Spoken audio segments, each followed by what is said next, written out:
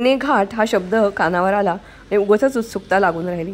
पुण्यात असून आपल्याला हे माहिती नाही असंही वाटून गेलं.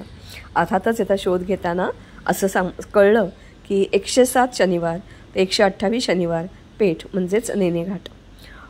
पेशवे येण्याच्या अगोदरपासून हे नेने इथे राहत होते. सत्पुरुष होते. नंतर पेशव्यांच्या दरबारातले ते सावकार होते. त्यांनी हे महादेवाचं म्हणजे कामतेश्वराचं मंदिर बांधलं. पूर्ण दगडी आणि शंकराचं पंचायतन तिथे आहे. अर्थातच गणेश मंडळ, तिथला घाट, व्यायामशाळा, तालीम हे स्वातंत्र्य युद्धामध्ये इथे बरेच कार्यकर्ते घडवले. लोकमान्य टिळक आणि इथला गणपती यांचं अतूट नातं होतं. टिळकांचा संबंध इथल्या लोकांशी सतत येत असे. पुढे असंही कळलं की या नेण्यांना नव्हतं मूल नसल्यामुळे त्यांच्या मुलीकडे म्हणजे लेल्यांकडे हे मंदिर गेलं.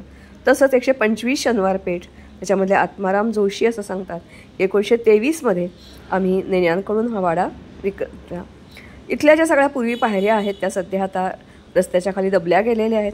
पूर्वी जिथे घाट संपला तिथून नदी वाहत असायची. आता तिथे रस्ता वाहतो वाहनांना घेऊन आणि इथून पुरात उडी घ्यायची आणि पोहायचा आनंद लुटायची. जेव्हा 500चा पूर आला तेव्हा हे अख्खं मंदिर कळसापर्यंत पाणी गेलं. मात्र याला काहीही झालं नाही, कारण इथे एक पुरुष आहे, वास्तुपुरुष आहे आणि तो नागाच्या रूपात या मंदिराचं आणि इथल्या लोकांचं रक्षण करतो असा लोकांचा विश्वास आहे. हा कधी कधी लोकांना दर्शनसुद्धा देत.